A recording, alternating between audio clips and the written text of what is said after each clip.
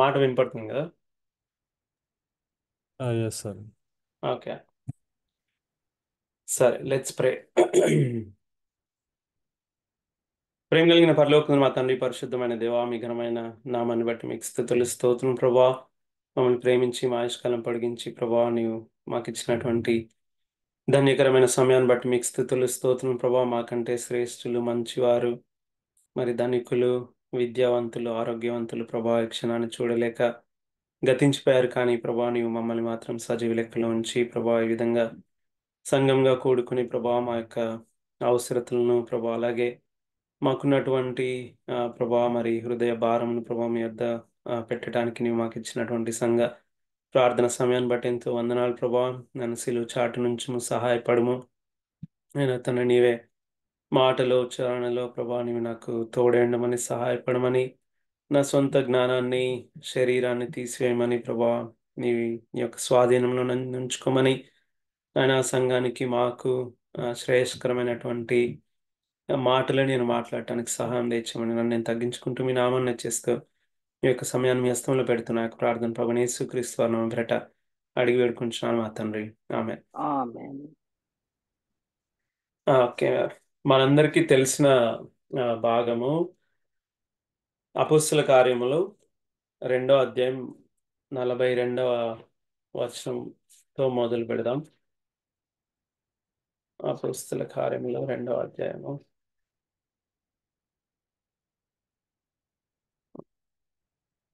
అపోస్తల కార్యములు 2వ అధ్యాయం 42వ వచనం నేను చదువుతున్నాను. వీరు అపోస్తలుల బోధ యందును సహవాసమునందును రొట్టె విరుచుట యందును ప్రార్థన చేయుట యందును ఎడతెగక ఉండిరి. వీరు అంటే ఎవరైతే యేసుక్రీస్తు ప్రభువుని సొంత రక్షకుడిగా అంగీకరించారో ఆ మొదటి అపోస్తలులు, అలాగే అపోస్తలుని వెంబడించినటువంటి విశ్వాసులు, మరొక మాటలో చెప్పాలంటే క్రైస్తవులు, మొట్టమొదటిగా మరి క్రైస్తవులుగా పిలువబడినటువంటి వారందరూ వారి వారి అనుదిన జీవితం యేసుక్రీస్తు ప్రభుని సొంత రక్షకుడిగా అంగీకరించిన తర్వాత వారి జీవితంలో ఈ 4 కూడా మరి ఎడతెగక ఉన్నాయంట. ఏ ఏది ఎక్కువ కాదు, ఏది తక్కువ కాదు. అది చూడండి, 4 విషయాలు కదా: అపోస్తలుల బోధ యందును, సహవాసం అందును, రొట్టె విరుచుట యందును, ప్రార్థన చేయుట యందును. ఈ 4 ఉన్నటువంటి సంఘంలో మనం ఉన్నట్టయితే మనం దేవుని ప్రణాళికలో ఉన్నట్టు, అలాగే దేవుడు కోరుకున్నటువంటి క్రైస్తవ జీవితం జీవిస్తున్నట్టు. కాబట్టి దేవుడు మన సంఘంలో కూడా ప్రతి మంగళవారం మనకి ఇచ్చినటువంటి ఈ యొక్క సంఘ ప్రార్థన సమయాన్ని బట్టి దేవునికి ఎంతో వందనాలు. మనము వ్యక్తిగతంగా ప్రార్థన అంటే ఏమిటో తెలుసుకుంటూ మనల్ని మనం మార్పు చెందుతూ ఆయన కోరినటువంటి స్థాయిలో జీవించడానికి ఈ సహవాసం కానీ, ప్రతి ఆదివారం రొట్టె విరుచుట కానీ, అపోస్తుల బోధ వినటం కానీ, అలాగే ప్రార్థనలో పాలు పొందడం కానీ, ఇవన్నీ కూడా మనకి సహాయపడుతున్నాయి. కాబట్టి ఆయన వచ్చేంత వరకు కూడా ఈ నాలుగిటిని కూడా మనము కొనసాగిస్తూ ఉండాలి. మార్కు సువార్త 11వ అధ్యాయం 24వ వచనంలో ఒక మాట ఉంటుంది, అది చదువుతాను. అందుచేత ప్రార్థన చేయనప్పుడు మీరు అడుగుచున్న వాటిని ఎల్లను పొంది ఉన్నామని నమ్ముడి, అప్పుడు అవి మీకు కలుగునని మీతో చెప్పుచున్నాను. ఇది స్వయాన యేసుక్రీస్తు ప్రభువారు చెప్పినటువంటి మాట. అది ఎంతో స్పష్టంగా ఉంది కదా. ఈ మాట చదివిన తర్వాత దీని గురించి ఎక్కువగా వివరించాల్సినటువంటి అవసరత కూడా లేదు. అందుచేత ప్రార్థన చేయనప్పుడు మీరు అడుగుచున్న వాటి నెలను పొంది ఉన్నామని నమ్ముడి, అప్పుడు అవి మీకు కలుగునని మీతో చెప్తున్నాను. ఇది వినడానికి, చదవడానికి ఎంత సులువుగా లేదా సరళంగా ఉందో విశ్వసించడానికి కూడా అంతే కష్టంగా ఉంటుంది. అందుగురించి యేసుక్రీస్తు ప్రభు ఏమన్నాడంటే, మీరు ప్రార్థించినప్పుడు నమ్మండి. మీరు ఏ విషయం కొరకై ప్రార్థిస్తున్నారో, మనం కొంత సమయం దేవుడు ఈ మాట చెప్పినందుకు మనం ఏదైనా అడగొచ్చా, ఏదైనా అడిగి నాకు జరుగుతుంది అని నమ్మొచ్చా? అలా కాకుండా లేఖనాలు ఏం చెప్తున్నాయి, ఆ, లేఖనాల ప్రకారం ఎలాగూ ప్రార్థించాలి, లేదా ఇతరులు క్రైస్తవ ఆ, విశ్వాసులు, మరి దేవుని వెంబడించినటువంటి వారు ఎలాంటి ప్రార్థన చేశారో క్లుప్తంగా కొన్ని విషయాలు చూసుకొని మనం కూడా వారి నుంచి నేర్చుకొని మన అనుదిన క్రైస్తవ జీవితం, వ్యక్తిగతంగా నా క్రైస్తవ జీవితం లేదా నా కుటుంబ ప్రార్థన జీవితము, సంఘ ప్రార్థన జీవితం మనం కూడా వీరి నుంచి నేర్చుకుందాం. అయితే నా మొదటి తలంపు ఏమిటంటే మార్కు సువార్త 11 అధ్యాయం 24 వచనంలో చదివిన రీతిగా, అందుచేత ప్రార్థన చేయనప్పుడు మీరు అడుగుచున్న వాటినెల్లను పొంది ఉన్నామని నమ్ముడి. యేసుక్రీస్తు ప్రభువారు శిష్యులతో ప్రస్తుత కాలం మనతో తన పరిశుద్ధాత్మ దేవుని ద్వారా లేఖనాల ద్వారా చెప్తున్నటువంటి విషయం ఏమిటంటే, మీరు ప్రార్థించినప్పుడు ఆ ప్రార్థన అంశాన్ని దేవాది దేవుడు మీకు దయచేసి ఉన్నాడని నమ్మాలి అంట. కానీ అక్కడే మనకి ఎక్కువగా ఆహ్, మరి కష్టమైనటువంటి విషయం.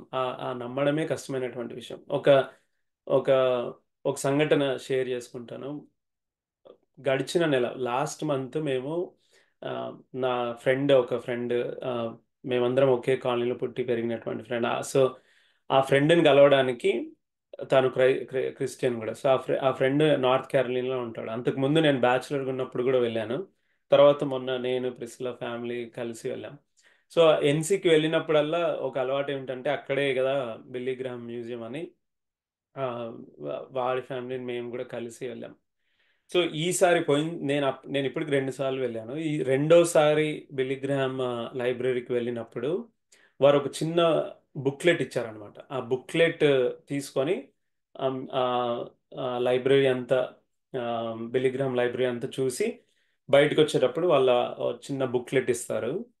ఆ బుక్లెట్ వారు ఎప్పుడిస్తున్నారో, ఎప్పటినుంచి ఇవ్వడం ప్రారంభించారో తెలీదు గానీ, నేను సెకండ్ టైమ్ వెళ్ళినప్పుడు ఇచ్చారు. సో, అది చదివితే దాంట్లో ఏమనుందంటే, బిల్లీ గ్రాహం యొక్క జీవితం ఎందుకింత ప్రభావితంగా ఉంది. ఈ ప్రపంచంలో ఏ వ్యక్తి కూడా మరి ఇంతగా ప్రస్తుత కాలంలో ఇంతగా అనేకుల్ని యేసుక్రీస్తు వైపు మళ్లించడానికి అంతగా ఈ యొక్క శక్తివంతమైనటువంటి జీవితం బిల్లీ గ్రాహం గారు ఎందుకు కలిగి ఉన్నారు అని ఆ చిన్న బుక్లెట్‌లో ఆహ్, అన్ని అంశాలు రాస్తూ దాంట్లో మొట్టమొదటిగా ఎక్కువ ప్రాధాన్యత ఇవ్వబడినటువంటి అంశం ఏమిటంటే ప్రార్థన.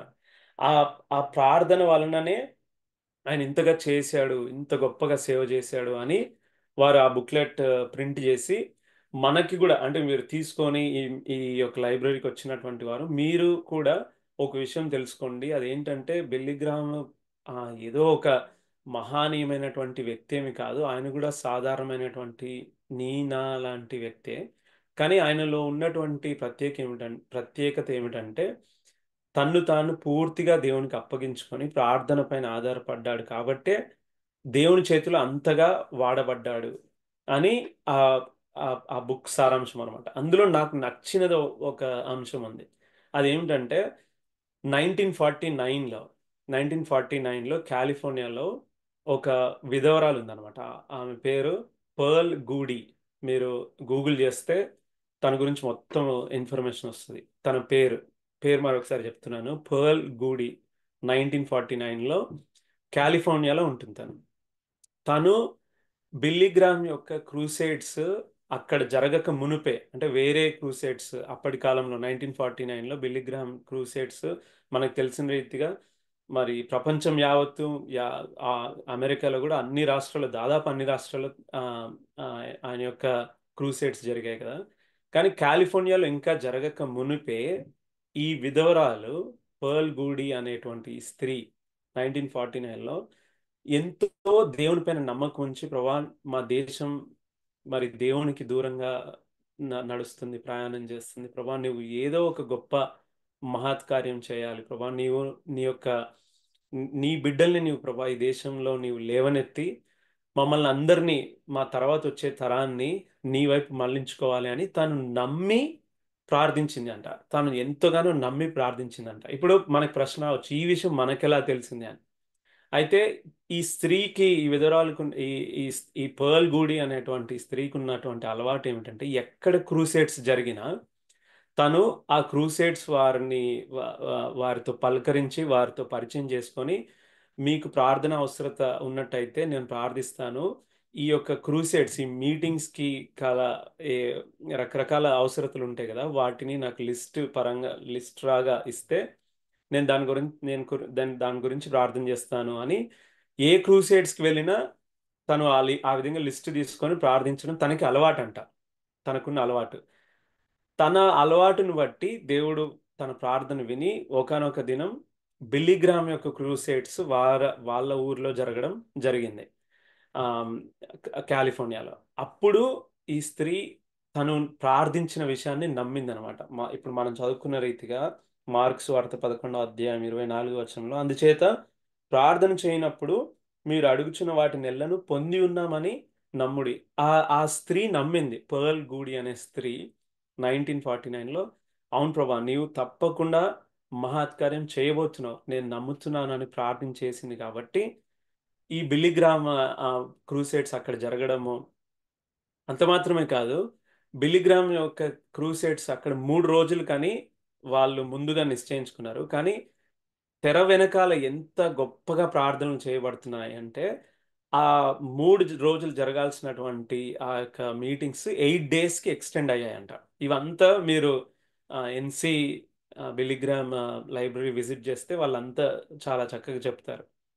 అయితే ఈ ఎప్పుడైతే తాను నా ప్రార్థన వినబడింది, దేవుడు నా ప్రార్థనకు జవాబు ఇచ్చాడని సంతోషించి తనకున్న అలవాటు ప్రకారమే మరలా ఈ క్రూసేడ్స్ బిలిగ్రామ్ క్రూసేడ్స్ వారిని సంప్రదించి మీకున్నటువంటి అవసరతలు నాకు ఇవ్వండి అని లిస్ట్ తీసుకొని తను ప్రార్థన చేయడం మొదలుపెట్టింది. అయితే మనకి ఇక్కడ కూడా అమెరికాలో కూడా ఇప్పుడు, లేదా మనందరికి కొంతమందికి పరిచయం ఉంది కదా, మనం ఏదైనా స్పెషల్ మీటింగ్స్కి వెళ్తున్నప్పుడు మనం రిజిస్టర్ అవ్వాలి. మేము పలానా కాన్వకేషన్స్ కానీ పలానా మీటింగ్స్కి కానీ మేము రిజిస్టర్ అవుతామని మన రిజిస్టర్ నేమ్ ఇస్తాము. మనం ఆ మీటింగ్స్ని అటెండ్ అవుతాం. అలా వీళ్ళకి ఎన్నో సంవత్సరాలు తెలియకుండా, అంటే వీళ్ళు వాళ్ళకున్న మీటింగ్స్ని బట్టి పట్టించుకోకుండా ఆ, ఎంతో కాలం నుండి ఒకే పేరు అమెరికా దేశంలో ఏ స్టేట్లో క్రూసేడ్ జరిగినా కానీ కామన్గా కనపడుతుంది అనమాట. వాళ్ళు కొన్ని సంవత్సరాల తర్వాత ఎవరి స్త్రీ, ఈ స్త్రీ ఈ ఈ పేరు ఎక్కడికి వెళ్ళినా రిజిస్ట్రేషన్లో ఈ పేరు ఉంటుంది. మరి క్రూసేడ్స్కి సంబంధించినటువంటి ప్రార్థన పట్టికలో ఈమె పేరే ఎక్కువగా ఉంటుంది, ఈమె ఎక్కువ ప్రార్థనలు చేస్తుందని ఆమెను తెలుసుకుంటే ఆ స్త్రీయే ఈ పర్ల్ గూడి అనమాట. సో వీరు చాలా ఆశ్చర్యపడి, అమ్మ ఎందుకు నీకు ఇంతగా, మేము కాలిఫోర్నియాలో పెట్టినా వస్తున్నావు, న్యూయార్క్లో పెట్టినా వస్తున్నావు, ఏ స్టేట్లో పెట్టినా, అప్పట్లో బస్సు ప్రయాణం చేసి తన సొంత డబ్బులతో, గమనించండి, విధవరాలు తనకున్న సొంత డబ్బుతో ప్రార్థన చేయడానికే, కేవలం ప్రార్థన చేయడానికే 48,000 మైళ్ళు ప్రయాణం చేసిందంట తన జీవితం. కేవలం బెలిగ్రామ్ క్రూసెడ్స్ గురించి తనకున్న ఆశల్లా, ప్రభా మా దేశం వచ్చే తరం నీ వైపు తిప్పబడాలి ప్రభా, నీవు మహత్కార్యం చేస్తావు అని నమ్మిందంట. 1949 నుంచి, నేను నోట్ చేసుకున్నాను, 1994లో తను చనిపోయినప్పుడు స్వయాన బిల్లిగ్రహం గారే తా తను పర్ల్ గుడి యొక్క ఫ్యూనరల్లో తాను స్వయాన తానే నిల్చొని, ఈ స్త్రీ యొక్క ప్రార్థన వల్లనే నా యొక్క మినిస్ట్రీ ఇంత గొప్పగా చేయబడింది, దానికి నేను దేవునికి ఎంతో కృతజ్ఞతని, ఇటువంటి వారి ప్రార్థనలు లేకపోయి ఉంటే బహుశా నా యొక్క పరిచర్య ఇంతగా జరిగి ఉండేది కాదు అని తాను సాక్ష్యం ఇచ్చాడు. బిలిగ్రామ్ యొక్క భార్య రూత్ గ్రహం కూడా తన గురించి ఒక పుస్తకమే రాశారనమాట, పర్ల్ గుడి గురించి. అంటే నేను ఇదంతా ఎందుకు చెప్పాల్సి వచ్చింది అంటే, మనం కొన్ని పర్యాయంలో ప్రార్థనే కదా ఏముందిలే అని అనుకుంటాం, కానీ కొంతమంది క్రైస్తవులు ప్రార్థన చాలా చాలా తీవ్రంగా తీసుకుంటారు. ఈ మార్కు సువార్త 11వ అధ్యాయంలో యేసుక్రీస్తు ప్రభు చెప్పినట్టు, అవును మీకున్నటువంటి ప్రార్థన అవసరతలను మీరు నమ్మినట్టయితే అవి తప్పక జరుగుతాయని. ఆ స్త్రీ అంతగా ప్రార్థించింది కాబట్టే, ఏ సందేహం లేదు, తానే సొంతగా సాక్ష్యం ఇచ్చాడు కాబట్టి అన్ని గొప్ప కార్యాలు మనం చూడగలిగాం, అంత గొప్ప మినిస్ట్రీని. కాబట్టి మన మన జీవితంలో కానీ, వ్యక్తిగతం నా జీవితం కానీ, కుటుంబ జీవితం కానీ, సంఘ జీవితంలో కానీ, నిజంగా దేవుని వాక్యాన్ని విశ్వసించి నమ్మి, అవును ప్రభా నాకున్నటువంటి అవసరత ఇది, నేను నీ శక్తిని నమ్ముతున్నాను ప్రభా, నీ యొక్క ప్రభావాన్ని నేను నమ్ముతున్నాను ప్రభా, నీ పైన ఆధారపడుతున్నాను అని ప్రార్థించి నమ్మినట్టయితే అవి మనకు దయచేయబడతాయని యేసుక్రీస్తు ప్రభు వారే అంటున్నారు. హెబ్రీయులకు రాసిన పత్రిక 11వ అధ్యాయము మొదటి 2 వచనాలు నేను చదువుతున్నాను. హెబ్రీయులకు రాసిన పత్రిక, విశ్వాసం అనున్నది నిరీక్షింపబడు వాటి యొక్క నిజ స్వరూపమును, అదృశ్యమైనవి ఉన్నవనుటకు రుజువై ఉన్నది, దానిని బట్టియే పెద్దలు సాక్ష్యము పొందిరి. హెబ్రీయులకు రాసిన పత్రిక 11వ అధ్యాయం అనగానే మనందరికీ తెలుసు కదా, విశ్వాస వీరుల యొక్క పట్టిక. ప్రతి వచనంలో, దాదాపు ప్రతి వచనంలో మొదటి 2 వచనాలు, 2 పదాలు ఒకే మాట తరచుగా రావడం ఆ అధ్యాయం మొత్తం చూడొచ్చు. ఆ మాట ఏమిటంటే, విశ్వాసమును బట్టి హానోకు, విశ్వాసమును బట్టి మోషే, విశ్వాసమును బట్టి దావీదు, విశ్వాసమును బట్టి ఫలానా వ్యక్తి, విశ్వాసమును బట్టి, విశ్వాసమును బట్టి, విశ్వాసమును బట్టి, విశ్వాసమును బట్టి, విశ్వాసమును బట్టి అనే మాట హెబ్రీ 11 అధ్యాయం మొత్తం చూడవచ్చు. చూడండి, విశ్వాసం అనున్నది నిరీక్షింపబడు వాటి యొక్క నిజ స్వరూపము, అదృశ్యమైనవి ఉన్నవి అనుటకు రుజువైనది. ఇటువంటి వారు ఉన్నారు కాబట్టి అటువంటి వారి నుంచి మనం మన ప్రార్థన జీవితాన్ని మార్చుకొని, వారు చేసినటువంటి ప్రార్థన జీవితం లేదా వారికి కలిగినటువంటి ప్రార్థన వైఖరిని మనం కూడా కలిగి ఉండాలి. చూడండి, ఇక్కడ ఎంత చక్కగా ఉంది కదా, 2వ వచనంలో, దానిని బట్టే కదా పెద్దలు సాక్ష్యం పొందిరి. దేనిని బట్టి? విశ్వాసమును బట్టి.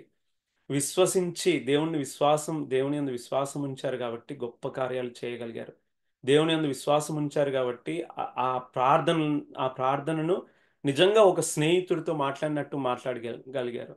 విశ్వాసము దేవుని పట్ల, దేవుడు ఎవరో తెలుసుకొని ఆయన యందు విశ్వాసం ఉన్న కారణాన్ని బట్టి వారికున్న తప్పిదాలని, నేను నిజమైనటువంటి దేవుడు, శక్తి కలిగినటువంటి దేవుడు, క్షమించేటువంటి దేవుడు అని వారు విశ్వసించారు కాబట్టి వారికి ఉన్నటువంటి పాపాలని బట్టి వారు క్షమాపణ పొంది వారి క్రైస్తవ జీవితంలో ముందుకు వెళ్తూ వచ్చారు. కాబట్టి ఇది మనం కూడా ఈ తలంపు మన మన ప్రార్థన జీవితంలో కలిగి ఉండాలి. విశ్వాసమును బట్టి, విశ్వాసమును బట్టి, విశ్వాసమును బట్టి. యాకోబు పత్రిక 1వ అధ్యాయము 5వ వచనం అందరికీ తెలిసినటువంటిది. యాకోబు ఆ, మొదటి అధ్యాయం 5వ వచనం, మీలో ఎవరికైనాను జ్ఞానం కొదువుగా ఉన్న యెడల అతడు దేవుని అడగవలెను, అప్పుడు అది అతనికి అనుగ్రహింపబడును. ఆయన ఎవనిని గద్దింపక అందరికీ ధారాళముగా దయచేయవాడు. అయితే అతడు ఏ మాత్రమును సందేహింపక విశ్వాసముతో అడగవలెను. చూడండి, ఇక్కడే సమస్య ఉంటుంది. నేను కూడా ఇప్పుడు పంచుకోవడంలో చాలా సులువుగా పంచుకోవచ్చు. ఆ, వాక్యం గురించి కానీ, లేదా నేను వాక్యం ఎంతగానో విన్నందుకు కానీ, లేదా ఆ క్రైస్తవ వాతావరణంలో పెరిగినందుకు చాలా సులువుగా చెప్పొచ్చు. చాలా సులువుగా వచనాల్ని వల్లించొచ్చు, చెప్పొచ్చు. లేదా వేరే సహోదరుడితో, ఇంకో సహోదరితో, లేదా సంఘంలో అయినా మంచి చక్కగా ఇలాంటి వచనాలన్నీ రాసుకొని చెప్పొచ్చు. కానీ నిజంగా ప్రార్థించేటప్పుడు నా వైఖరి, నాలో కూడా నేను సందేహిస్తున్నాను అనేది నేను పరీక్షించుకోవాలి. ఇక్కడ చూడండి ఎంత స్పష్టంగా ఉందో 6వ వచనంలో. 5వ వచనంలో అంటున్నాడు కదా, మీలో ఎవరికైనాను జ్ఞానం కొదువుగా ఉంటే రండి దేవుని వద్దకు వచ్చి అడగండి, దేవుడు ఎవరిని గద్దించడు, ధారాళంగా ఇస్తాడు అని అంటూ, అయితే అడిగేవాడు సందేహింపకూడదు. నే- చాలా సులువుగా, అవును దేవుని యొద్దకు వస్తే ఏదన్నా జరుగుతుందండి, దేవుని అడిగితే ఏదన్నా జరిగిపోతుందండి, మంచి దృఢమైన విశ్వాసం, అవన్నీ బయటకు ప్రదర్శించడానికి బాగానే ఉంటుంది. కానీ నిజంగా అంతరంగంలో సందేహం ఉండకూడదు అనమాట. చూడండి ఎంత చక్కగా ఉందో. అయితే అతడు ఏ మాత్రమును సందేహింపక విశ్వాసముతో అడగవలెను. సందేహించువాడు గాలి చేత రేపబడు ఎగిరిపడు సముద్ర తరంగమును పోలి ఉండును. అట్టి మనుష్యుడు ద్విమనస్కున మనస్కుడై తన సమస్త మార్గములందు అస్థిరుడు.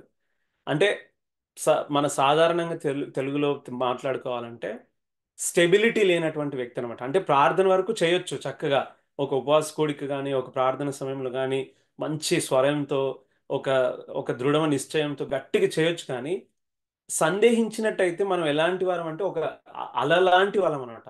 ఆ సమయానికి ఏదో పైకి ఉప్పొంగి అలా వచ్చి సందేహిస్తున్న కారణాన్ని బట్టి మరలా మనం పడిపోయేటువంటి వారం. అంటే ఒక నిలకడ లేనటువంటి, స్థిరత్వం లేనటువంటి మనస్తత్వం అనమాట. కాబట్టి కొన్నిసార్లు కొంతమంది అంతే, ప్రభా నాకు ఉద్యోగం కావాలి, లేదా నాకు ఫలానా సమస్య ఉంది, ఇప్పుడు నాకు ఫలానా ఫలానా అవసరత ఉంది అని ఎంతో దృఢంగా, నిశ్చయంగా ఒక పని కట్టుకొని మరీ ప్రార్థిస్తాము. కానీ అదే తీవ్రత, దానికి జవాబు వచ్చేంత వరకు కూడా లేనట్టయితే మనం ఎలాంటి వారం అంటే, యాకోబు అంటున్నాడు కదా, అట్టి మనుష్యుడు ద్విమనస్కుడై తన సమస్త మార్గములందు అస్థిరుడు. చూడండి, మీరు ప్రార్థించి దేవుని యొద్దకు వచ్చి సందేహించితే ఇంకా దేనికి ప్రార్థిస్తున్నట్టు? మీరు ప్రార్థన ఎందుకు చేస్తున్నారు? దేవుని యొద్దకు వచ్చి, ప్రభువా నీవిది చేయగలవు, మా సొంత శక్తితో, మా సొంత జ్ఞానంతో, మా సొంత తలాంతులతో దీన్ని చేయలేకపోయాం, కానీ నీవు చేయగలవు, అని విశ్వాసంతో వచ్చావు కదా, అదే విశ్వాసము కొనసాగిస్తూ ఉండాలి. మరలా సందేహిస్తే యాకోబు అంటున్నాడు కదా, ఆ వ్యక్తి ఎలాంటి వ్యక్తి అంటే నిలకడ లేని, ఒక స్థిరత్వం లేని, అలా పైకి కిందకి వచ్చేటువంటి అలతో పోల్చాడు అనమాట. కాబట్టి నీవు నేను కూడా మన ప్రార్థన జీవితంలో అటువంటి వైఖరి ఉండకుండా ఉండాలి. హెబ్రీయులకు రాసిన పత్రిక 4 అధ్యాయం 14 వచనం. ఆకాశ మండలం గుండా వెళ్ళిన దేవుని కుమారుడైన యేసు అను గొప్ప ప్రధాన యాజకుడు మనకు ఉన్నాడు గనక మనం ఒప్పుకొనిన దానిని గట్టిగా చేపట్టుదుము. మన ప్రధాన యాజకుడు మన బలహీనతల యందు మనతో సహానుభవం లేనివాడు కాడు గాని, సమస్త విషయములలోనూ మనవలే శోధింపబడినను ఆయన పాపం లేనివాడుగా ఉండెను. కనుక మనం కనికరింపబడి సమయోచితమైన సహాయం కొరకు కృప పొందినట్లు ధైర్యంతో కృపాసనం యొద్దకు చేరదుము. చాలా ఫాస్ట్‌గా చదివేసాం గానీ, ఎంత గొప్ప సత్యాలున్నాయి ఈ 3 వచనాల్లో. 14 వచనంలో, ఆకాశ మండలం గుండా వెళ్ళిన దేవుని కుమారుడైన యేసు అను ప్రధాన యాజకుడు మనకున్నాడు. హెబ్రీయులకి రాస్తూ ఈ పత్రిక యూదా మతము, యూదా మతస్థులు, యూదులు అర్థం చేసుకునేటువంటి రీతిలో యేసుక్రీస్తు ప్రభువుని పరిచయం చేస్తున్నారు కాబట్టి, వారికి తెలిసినటువంటి భాష. ప్రధాన యాజకుడు లేదా ఆ యొక్క ధర్మశాస్త్రము, ఆ యొక్క బలిపీఠం, ఇలాంటి విషయాలు వారికి బాగా తెలుసు కాబట్టి వాటిని ఇంట్రడ్యూస్ చేస్తూ యేసుక్రీస్తు ప్రభువుని పరిచయం చేస్తున్నారు ఈ గ్రంథకర్త. ఆయన చెప్తూ ఏమంటున్నాడు కదా, ప్ర ఆకాశ మండలంకి వెళ్ళినటువంటి దేవుని కుమారుడిని యేసు అని ప్రధాన యాజకుడు మనకున్నాడు కదా. ఆయన ఎలాంటి వ్యక్తి అంటే మన వలె అన్ని శోధనలు పొందాడు, కానీ పాపం లేనటువంటి వ్యక్తి. ఆ కారణాన్ని బట్టి 16 వచనం చూడండి. కనుక ఆ కారణాన్ని బట్టి మనం కనికరింపబడి సమయోచితమైన సహాయం కొరకు కృప పొందినట్లు ధైర్యంతో కృపాసనం వద్దకు చేరుదుము. చూడండి, ఇప్పటి వరకు మనం చూసినటువంటి అంశాలు, మొట్టమొదటిగా మార్క్స్ వార్త 11 అధ్యాయంలో మనము మన ప్రార్థన అంశాలని దేవుని యొద్దకు వచ్చినప్పుడు దేవుడు ఆ ప్రార్థన విని జవాబు దయచేసి దాన్ని మనకి అప్పగించేటువంటి దేవుడు అని విశ్వసించాలి. రెండవదిగా, అవును ప్రభా, నీ యొద్దకు మేము ధారాళంగా ధైర్యంగా రాగలం, సందేహం మాకు రాకుండా సహాయపడం. ఒక మాట ఉంటుంది, నాకు గుర్తుకు రావట్లేదు కానీ సువార్తల్లో ఒక మాట ఉంటుంది, ప్రభా మేము మేము విశ్వాసము మేము విశ్వసించుచున్నాము, కానీ అవిశ్వాసం కలగకుండా మాకు సహాయపడము అని అంటాడు. అదేంటి? ఆ, ఒ- పైన అంటున్నాడు, అవును ప్రభా మేము విశ్వాసం ఉంచుతున్నాము అని అంటాడు. మరలా అవిశ్వాసం మాకు కలగకుండా నీవే సహాయం చేయం ప్రభా మాకు అని అంటాడు. ఈ మాట ఒకటి ఉంటుంది, నాకు రెఫరెన్స్ గుర్తుకులేదు కానీ, బట్ ఇది ఒక సత్యం. కాబట్టి మనం కూడా విశ్వసించాలి, సందేహించకూడదు. లేనట్టయితే స్థిరత్వం లేనటువంటి వ్యక్తిగా ఉంటాం. ఎందుకు అనంటే, ఎందుకు విశ్వసించాలి, ఏంటి కారణం అంటే, యేసుక్రీస్తు ప్రభువారు మన వలె అన్ని శోధనలు పొందినను పాపం లేకుండా ఉన్నాడు. మన ప్రధాన యాజకుడు మన మన మన పరిస్థితి అంతా పూర్తిగా ఎరిగినటువంటి వాడు. ఎటువంటి సమస్య అయినా సరే, కుటుంబ సమస్య అయినా, సంఘ సమస్య అయినా, ఎటువంటి సమస్య అయినా ఆయన దాని గుండా ప్రయాణం చేసినటువంటి వాడు. కాబట్టి తనకి అన్నీ తెలుసు. ఆ కారణాన్ని బట్టి ధైర్యంగా వెళ్ళొచ్చు, మనం వెళ్ళి ఆయనను అడగొచ్చు. 1 యోహాను 5 అధ్యాయము 13 వచనం. 1 యోహాను 5 అధ్యాయం 13 వచనం. దేవుని కుమారుని నామమందు విశ్వాసముంచు మీరు నిత్య జీవం గలవారని తెలుసుకొనున్నట్లు నేను ఈ సంగతులను మీకు రాయిచున్నాను. ఆయనను బట్టి మనకు కలిగిన ధైర్యం ఏదనగా, ఆయన చిత్తానుసారంగా మనం ఏది అడిగినను ఆయన మనవి నన్నదియే. మనం ఏమి అడిగినను ఆయన మనవి ఆలకించునని మనం ఎరిగిన ఎడల మనం ఆయనను వేడుకొనినవి మనకి కలిగినవని ఎరుగుదాము. మరలా ఫాస్ట్గా చదివేసాం కానీ, అసలు బైబిల్ స్టడీ లాగా పదం పదము ది వివరించి మనం తెలుసుకోవాలి. అసలు విడదీసి ఒక్కొక్క పదము దాని అర్థం ఏమిటి అనేది తెలుసుకోవాలి.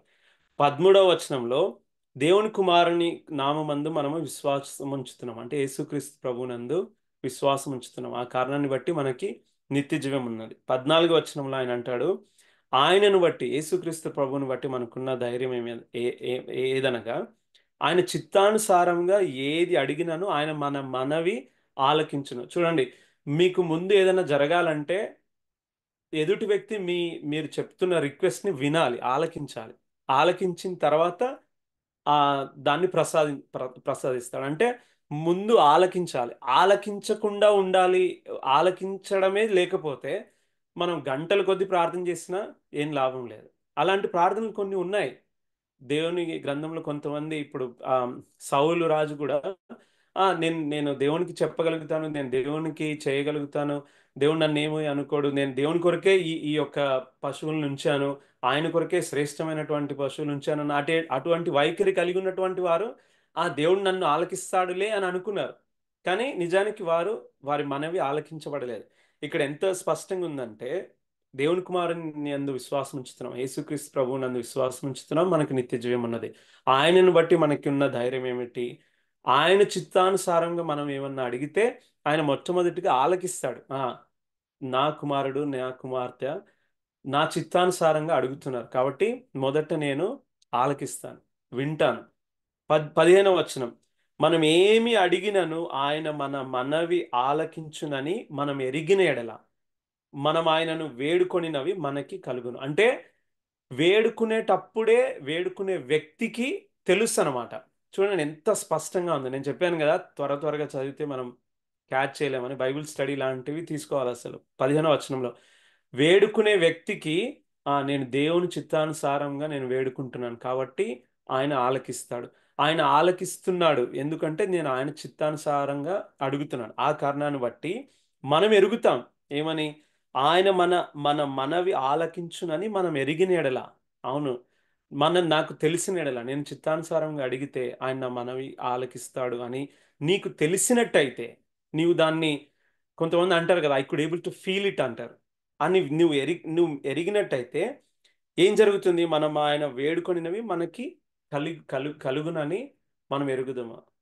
ఏదో ఒక సమయంలో ఇప్పుడు ఆ, అలాగని దేవుడు అన్నిటికీ సమాధానం ఇస్తాడా అండి అంటే, నేను ఇందాక చెప్పిన రీతిగా బైబిల్లోనే కొన్ని కొన్ని ఉదాహరణలు ఉన్నాయి. వారు దేవునికి వ్యతిరేకంగా జీవించి ప్రార్థన చేసినప్పుడు దేవుడు అనేక పర్యాయంలో వారి ప్రార్థనలను ఆలకించలేదు. ఆలకించిన తర్వాత కదా వేడుకున్న దాన్ని ప్రసాదించాలా లేదా అనేది.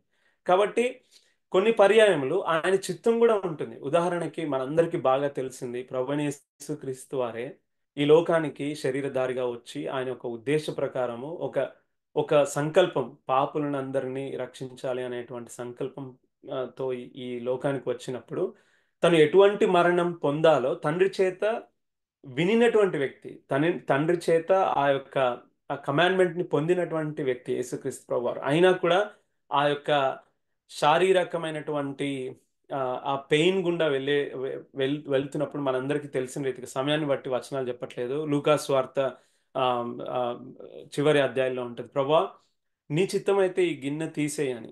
అంటే నీ చిత్తానుసారంగా నేను మనవి చేసుకోవాలి ప్రభా, నేను ఈ ప్రార్థన చేస్తున్నాను, నీ చిత్తం అయితే ఈ గిన్నె తీసేయనంటే దేవుడు తండ్రి ఇది నా చిత్తం కాదు అన్నాడు. కాబట్టి మన జీవితంలో యేసుక్రీస్తు ప్రభు వారికే తండ్రి ప్రార్థించినప్పుడు ఇది నా చిత్తం కాదు అని చెప్పినప్పుడు తప్పకుండా నా జీవితంలో కూడా అనేక ప్రార్థనలకి దేవుని చిత్తం ఉండకుండా ఉండవచ్చు.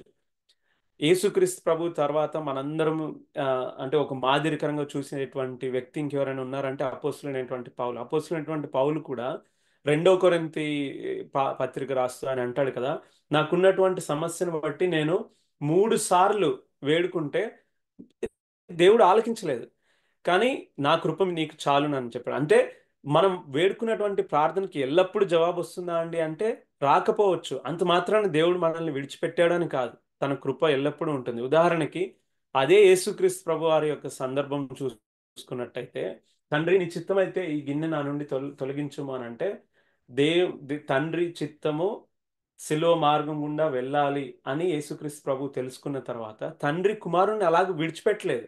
నువ్వు నన్ను ప్రార్థించావు, నేను నిన్ను విడిచిపెడుతున్నానా, నేను విడిచిపెట్టలేదు. మీరు తర్వాత సువార్తల్ని మరలా తిరిగి మీరు చదివితే పరలోకం నుండి దేవదూతలు వచ్చి ఆయనను ఆదరించాను అని ఉంటది, ఆయనకు సేవ చేశాను అంటే. కుమారుడు తండ్రితో ప్రార్థించాడు, ప్రభా నీ చిత్తం అయితే ఈ గిన్నె తీసివేయను ఆయన అని నేను వేడుకుంటున్నానంటే, ఆయన ఆయన వేడుకున్నప్పుడు అదే స్థితిలో తండ్రి విడిచిపెట్టలేదు, కానీ దేవుని ఆ, దేవదూతలు వచ్చి ఆయనకి పరిచారం చేశారంట. కాబట్టి నీ జీవితంలో నా జీవితంలో కూడా ఎన్నో ప్రార్థనలకు జవాబు రాకపోతే మనం ఆయన మనల్ని విడిచిపెట్టాడు అని కాదు. పౌలుకి ఏ విధంగా కృపను ఎల్లప్పుడూ తోడుగా ఉంచాడో, యేసుక్రీస్తు ప్రభు వారికి దేవతలను ఎలాగో ఉంచి పరిచారం చేస్తూ వచ్చాడో, మనతో కూడా మనలో ఈ మధ్య మనలో ఈ మధ్య కాలంలో పరిశుద్ధాత్మ దేవుడు మనతో ఉన్నాడు కాబట్టి, అంటే ఈ మధ్య కాలం అంటే యేసుక్రీస్తు ప్రభువారు ఆరోహణమైన తర్వాత మనల్ని విడిచిపెట్టలేదు, కానీ పరిశుద్ధాత్మ దేవుడు ఉన్నాడు కాబట్టి మనల్ని కూడా మన ప్రార్థనలు జవాబు రాకపోయినా మనల్ని ఆదరిస్తూనే ఉన్నాడు, కానీ అదే స్థితిలో విడిచిపెట్టలేదు. కాబట్టి మొట్టమొదటిగా మనం విశ్వాసంతో ప్రార్థించాలి, నమ్మాలి. రెండవదిగా సందేహించకూడదు. మూడవదిగా ఏది పడితే అది అడిగితే వస్తుందా జవాబు అంటే కాదండి. ఆయన చిత్తానుసారంగా అడగాలి. అప్పుడు తప్పకుండా ఆయన ఆలకించి మనకి దయచేసేటువంటి వాడు. కొన్ని పర్యాయములు ఆయన చిత్తానుసారంగా అడుగుతున్నామని అనుకొని ఒక సరైనటువంటి ప్రార్థన అడిగినప్పటికీ పౌలు వలె యేసుక్రీస్తు ప్రభు వలె జవాబు రాకపోయినా మనల్ని విడిచిపెట్టేటువంటి దేవుడు కాదు, కానీ మనల్ని ఆదరించేటువంటి దేవుడు, కృపను ఇచ్చేటువంటి దేవుడు, తన దేవదూతల ద్వారా, సంఘం ద్వారా, పరిశుద్ధాత్మ దేవుని ద్వారా మనల్ని ఆదరించేటువంటి దేవుడు. చివరిగా ఇంకొక వచనం చూసుకుందాం. రెండో రెండో దినవృత్తాంతములు 34 అధ్యాయం. రెండవ దినవృత్తాంతములో 34 అధ్యాయము 20 యూద రాజు చూడండి. రెండవ దినవృత్తాంతములు 34:27 నీ మనస్సు మెత్తనిదై ఈ స్థలం మీదను దాని కాపురస్తుల మీదను దేవుడు పలికిన మాటలను నీవు వినినప్పుడు నా సన్నిధిని నిన్ను నీవు తగ్గించుకొని నీ వస్త్రములు చింపుకొని నా సన్నిధిని కన్నీరు విడిచితివి గనుక నీ మనవిని నేను ఆలకించితిని. యూదారాజు తను ఆ కాంటెక్స్ట్ చూసినట్టయితే యూదారాజు తెలుసుకుంటాడు, దేవుని లేఖనాల ప్రకారం, దేవుని గ్రంథం ప్రకారం ఇలాగా జీవించాలి, కానీ దేవుని లేఖనం ప్రకారం, దేవుని గ్రంథం ప్రకారం వ్యతిరేకంగా జీవించానని తను తెలుసుకొని దేవుని యొద్దకు వచ్చి మనవి చేశాడు. ఆ మనవి ఎలాగ చేశాడు? అక్కడ ఉన్నటువంటి మాటలు చాలా ప్రాముఖ్యం మనకి. గమనించండి. నీవు దేవుడు పలికిన మాటలను నీవు వినినప్పుడు నా సన్నిధిని నిన్ను నీవు తగ్గించుకొని నీ వస్త్రములు చింపుకొని నా సన్నిధిని నీవు కన్నీరు విడిచితివి. కాబట్టి ఈ యూదా రాజు నుంచి మనం ఏదైనా నేర్చుకోవచ్చు అంటే, దేవుని మాటలు విన్నప్పుడు తన పాపపు స్థితిని బట్టి తనను తాను తగ్గించుకున్నాడు అన్నమాట. దేవుడే అన్నాడు స్వయంగా, నా మాటలు విన్నప్పుడు నిన్ను నువ్వు తగ్గించుకొని నీవు కన్నీరు విడిచావు కదా, నిన్ను నువ్వు తగ్గించుకున్నావు కదా, ఆ కారణాన్ని బట్టి నేను నీ మనవిని వింటున్నాను అని. సువార్తల్లో చూసినప్పుడు యేసుక్రీస్తు ప్రభు యొద్దకి ఒక మరి కుష్ఠరోగం ఉన్నటువంటి వ్యక్తి వచ్చి, ప్రభా నీకు ఇష్టమైతే, ప్రభా నాయన నీకు ఇష్టమైతే నన్ను నన్ను నన్ను స్వస్థపరచుము. కుష్ఠరోగం మనందరికి తెలుసు కదా, ఎక్కువగా బోధించాల్సినటువంటి అవసరం లేదు. కుష్ఠరోగము పాపము పాపముతో పోల్చినటువంటి వ్యాధి అది. అంటే కుష్ఠం అంటే మరొక మాటలో పాపం ఉన్నటువంటి వ్యక్తి అని. సో ఆ పాపం ఉన్నటువంటి వ్యక్తి యేసుక్రీస్తు ప్రభువుని అడుగుతున్నాడు, ప్రభా నీ చిత్తమైతే నాయన నన్ను స్వస్థపరచు నాయన అని తన తన స్థితిని తను తెలుసుకున్నాడు. కాబట్టి ప్రభు నాకు ఇష్టమే, నీవు స్వస్థపరచు, నేను నేను స్వస్థపరుస్తాను అని అంటాడు. కాబట్టి మనం ఆయన చిత్తానుసారంగా ప్రార్థించాలి, తగ్గించుకొని ప్రార్థించాలి, ఆయన ఆయన ఇష్టం తెలుసుకొని ప్రార్థించాలి. గర్వించి కాకుండా. ఇప్పుడు మనం ఈ యొక్క ప్రార్థన కూడికకు మునుపు కూడా మనము ఆ పాట పాడాం, నీతిమంతుల ప్రార్థన అని. చూడండి, నీతిమంతులుగా మనం ఎలా తీర్చబడ్డాం? ప్రభువైన యేసుక్రీస్తునందు విశ్వాసం ఉంచుట ద్వారా నీతిమంతులుగా తీర్చబడ్డాం. నీతిమంతులుగా తీర్చబడిన తర్వాత ప్రకటన గ్రంథంలో ఒక మాట ఉంటుంది. ఆ మాట ఏమిటంటే, వధువుకి తన సంఘము చేస్తున్నటువంటి పరిశుద్ధ క్రియలు, పవిత్రమైనటువంటి క్రియలు అన్నీ కూడా వధువుకి వస్త్రాలుగా చేయబడుతున్నాయంట. మరొకసారి చెప్తాను. పరిశుద్ధుల యొక్క క్రియలు అంటే యేసుక్రీస్తు ప్రభునందు విశ్వాసం ఉంచినటువంటి సంఘం యొక్క క్రియలు వధువుకు వస్త్రాలుగా అవన్నీ చేయబడుతున్నాయంట. అంటే మన క్రియలు అంత జాగ్రత్తగా ఉండాలి. మనం చేసేటువంటి పరిశుద్ధమైనటువంటి పవిత్రమైనటువంటి క్రియలు ఈ వధువుగా మనల్ని మనము ప్రభువైన యేసుక్రీస్తుకి మనల్ని మనం అప్పగించుకుంటున్నప్పుడు ఆ వధువు ఎలాగా అలంకరింపబడుతుంది? వధువుకున్నటువంటి వస్త్రాలు ఏమిటి అంటే, ఇవన్నీ పోలిక, అలంకరణ. కానీ నా తలంపు ఏమిటంటే, ఆ నీతిమంతుల క్రియలే ఆ యొక్క వధువు యొక్క వస్త్రాలు అనమాట. అందు గురించే మనం యాకోబు పత్రికలో కూడా చూడొచ్చు. సమయాన్ని బట్టి నేను ముగించేస్తున్నాను. 5వ అధ్యాయంలో 2 చోట్ల ఉంటుంది. నీతిమంతుల ప్రార్థన దేవుడు ఆలకిస్తాడు. నీతిమంతుల ప్రార్థన అది ఆ వచనం ఏమిటి? ఆ! నాలుగో అధ్యాయం 10వ వచనం. ప్రభు దృష్టికి మిమ్మల్ని మీరు తగ్గించుకొని కాదు. 5వ అధ్యాయం 16వ వచనం. నీతిమంతుని విజ్ఞాపన మనఃపూర్వకమైనదై బహుబలము గలదై యుండును. నీతిమంతుని యొక్క ప్రార్థన. కాబట్టి ప్రార్థించేటువంటి సమయంలో నీకు నాకున్నటువంటి పరీక్ష అది. ప్రభా నేను నీతిమంతుడిగా జీవిస్తున్నానా? నీతిమంతుడిగా జీవించినట్టయితే అవును. అప్పుడు మన ప్రార్థన ఎలాగుంటుంది? ఆ విజ్ఞాపన మైనదై బహు బలము గలదై ఉండును. అప్పుడు అద్భుతాలు, ఆశ్చర్యాలు జరుగుతాయి. బహుశా మన జీవితాల్లో అద్భుతాలు, ఆశ్చర్యాలు ఎందుకు జరగట్లేదు? ప్రార్థన ప్రతి వారం, ప్రతిరోజు లేదా నిత్యము చేస్తున్నా ఎందుకు జరగట్లేదంటే బహుశా ఇదే కారణమేమో. క్రీస్తుని అంగీకరించిన తర్వాత కూడా ఏదో తేలికైనటువంటి జీవితం జీవిస్తున్న కారణాన్ని బట్టేమో బహుశా. ఆ నీతి కార్యాలు లేనటువంటి కారణాన్ని బట్టి మనం అద్భుతాలు, ఆశ్చర్యాలు చూడట్లేదేమో. కాబట్టి ఈ తలంపులన్నీ జ్ఞాపకం చేసుకొని మనం విశ్వాసంతో సందేహింపక ఆయన చిత్తానుసారంగా తగ్గించుకొని నీతిమంతుల జీవితం జీవిస్తూ ఆయనను ప్రార్థిస్తే తప్పక ఆయన సమయంలో మనకి జవాబు దయచేసేటువంటి దేవుడు. దేవుడి వాక్య భాగాన్ని ఆశీర్వదించును.